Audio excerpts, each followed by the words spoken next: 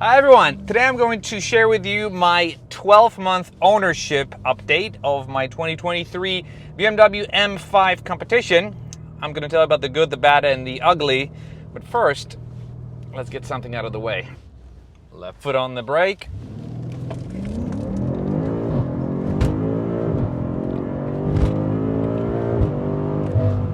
Ooh, it hurts you. It hurts your head. It hurts your stomach. The acceleration is violent. If you don't know, 617 horsepower, 0 to 60 in less than 3 seconds across all the publications out there. How can you not love this? But speaking of loving, I have to admit that it took me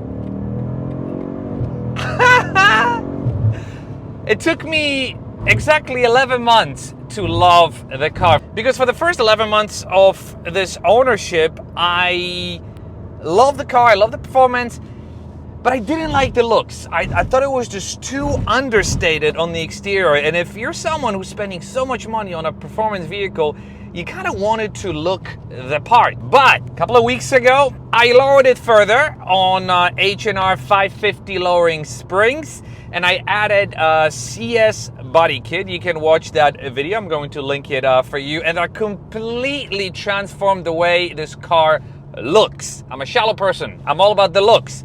It looks fantastic now with the drop and the body kit. It looks low to the ground. It still drives well. So first 11 months, I wasn't really enjoying the car because of the way it looked.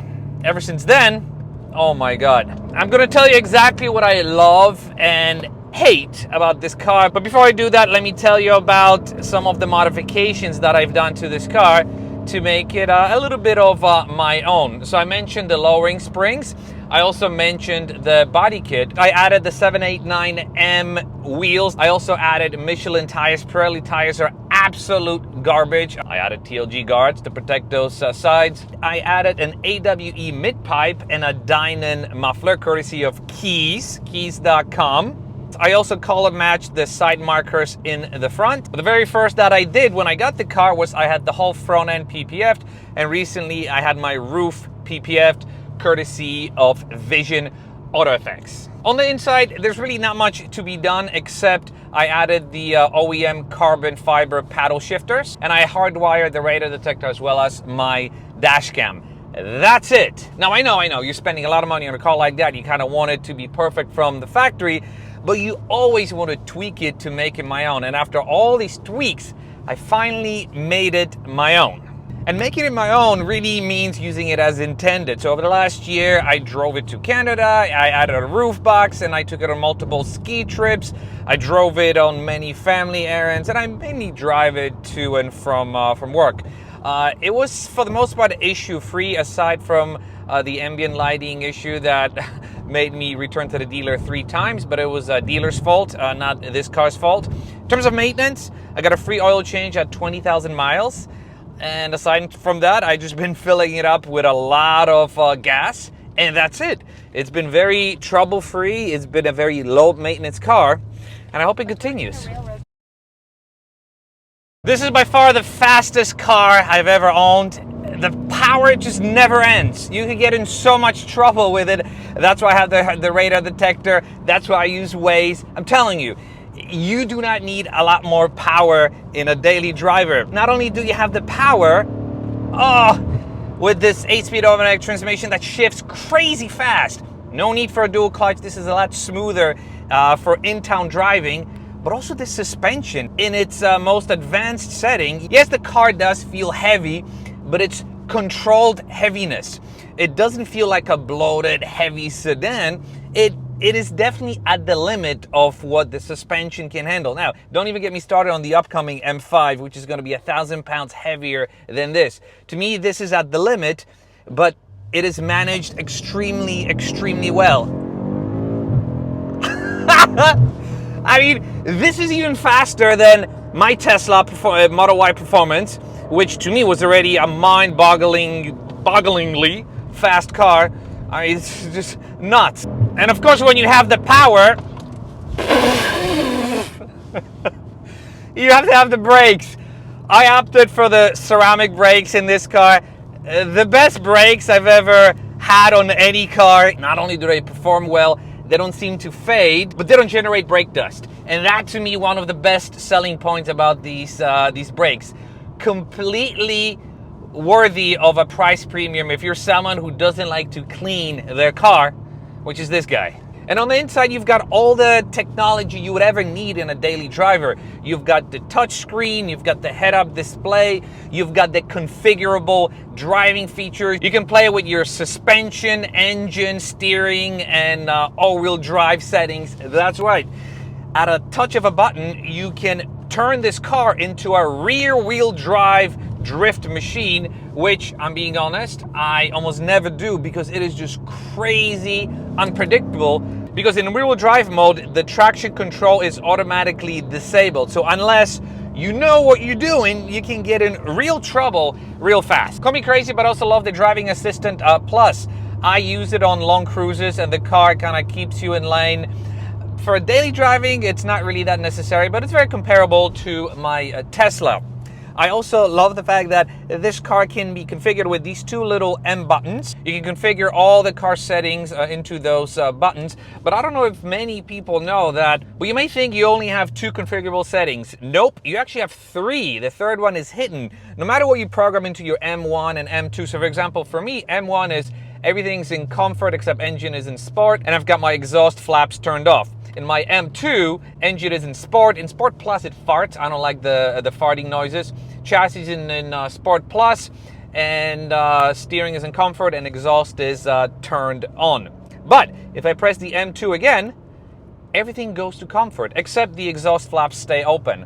So this is kind of cool. I don't know if many people know that you've got that third sort of unofficial feature in this car. I also loved these amazing front seats. Not only are they cooled and heated, but they also have a massage function, which comes in very handy on these long cruises. And the final touch in the interior is this beautiful ambient lighting, especially at night. You can change the colors. I usually keep it in purple. I like purple, but it just adds to that premium experience inside. But it's not all about the inside. The outside is also what matters, because as you walk away from the car after you have parked it, you gotta want to look at it and say, man, that's a good looking car. The color, Marina Bay Blue, absolutely pops. I had it ceramic coated and I wash it with ceramic booster. After a fresh wash, it is absolutely amazing. I love the black wheels, that kind of match with all the black accents. And again, with the drop in the body kit, the car is just an amazing looker. So when you combine all those things, what else do you need in a daily driver if you're a family person or someone who kind of likes cars? I'd be lying if I was telling that this car is perfect. It's not. I don't think there's a car out there that is perfect. They all have their flaws. And the biggest flaw of this car, by far, is its cold start.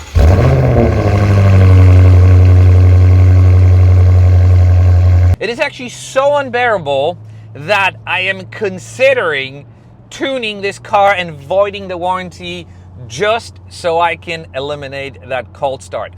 I drive this car to work, and a lot of times I leave at 5:30 in the morning. So imagine starting this car up at 5:30 in the morning. But also, when you take it to a nice place, let's say you take it to a nice restaurant, you walk out in the evening, you start it, and you're creating so much unnecessary attention. That's something I don't want to be dealing with. So tuning it just to eliminate cold start is probably going to be the next big thing that I do. And of course, the 617 horsepower twin turbo V8 4.4 liters, it all comes at a price, and that price is its fuel economy.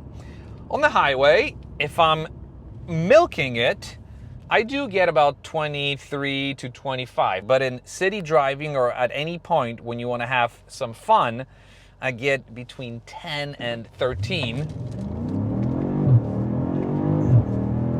And this is a very contributing factor to my poor mileage. A couple of other things that I think are worth mentioning if you're considering this car. It is a lot smaller on the inside than it should be. I am 5'9", my wife is 5'7". The seats are adjusted to where it's comfortable for both of us. And at that point, it's still a little tight for the two kids in the back. Oh, and for the driver, as I drive, I like to sort of keep my leg up here and rest it on the door. Not a very comfortable position because it rests on this hard part of the door. I know I should be resting my foot on the footrest. For the most part, I do that, but a lot of times I kind of raise my leg and it rests on the door, and it's not a very comfortable spot. Oh my gosh. You just can't not enjoy this car. You absolutely can't. But let's hit it again.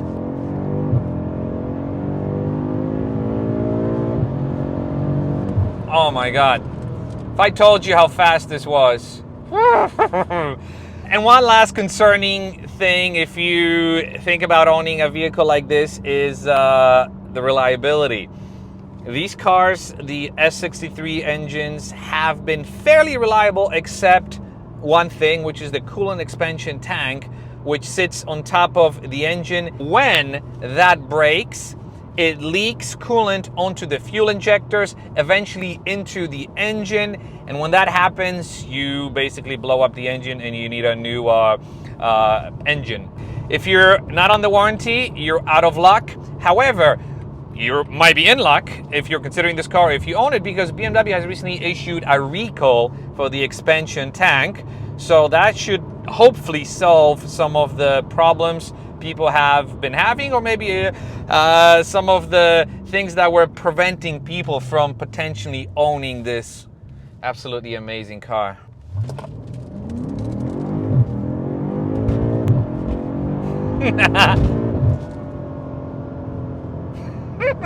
You cannot stop giggling. You simply cannot stop giggling when you drive this car, especially when you drive it in this mode.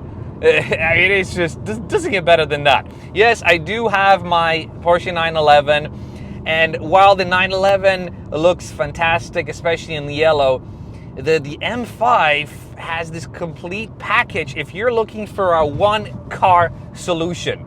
If you are someone who can afford multiple cars, yes, 911 is great. But if I had the choice of owning just one car, it would absolutely be this, because it's the perfect car for me in this situation in my life, while I have kids and I drive to the office and I run errands and this and that. I'm also very surprised at how much I love this automatic transmission. I'm someone who grew up driving manual transmission cars.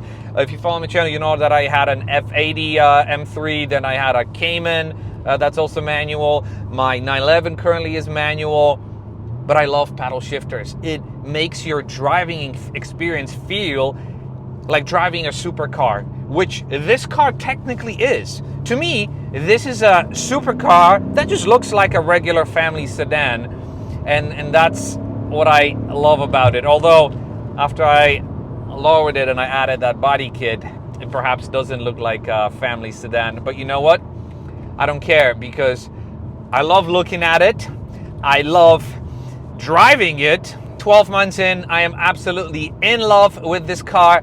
I don't plan on selling it anytime in the future, because I simply cannot think about what I would get as a replacement. This is a very strictly internal combustion engine twin turbo V8 car. There is no hybrid system in there. The newer engines have that mild hybrid. This is the last of the really truly gasoline powered M cars that is still manageable when it comes to weight. So no need to replace it with anything else.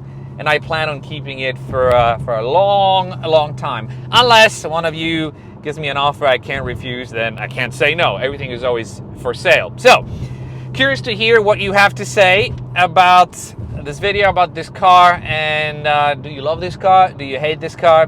Would you buy it? Would you not buy it if you had the means? And yeah, just let's have a conversation. I'm going to, obviously, as always, respond to every single comment, engage with each one of you. But also, thank you very much for watching, and I'll see you in the next video. Bye-bye.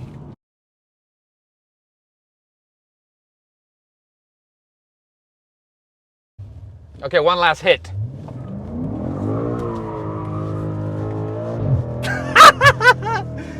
Okay.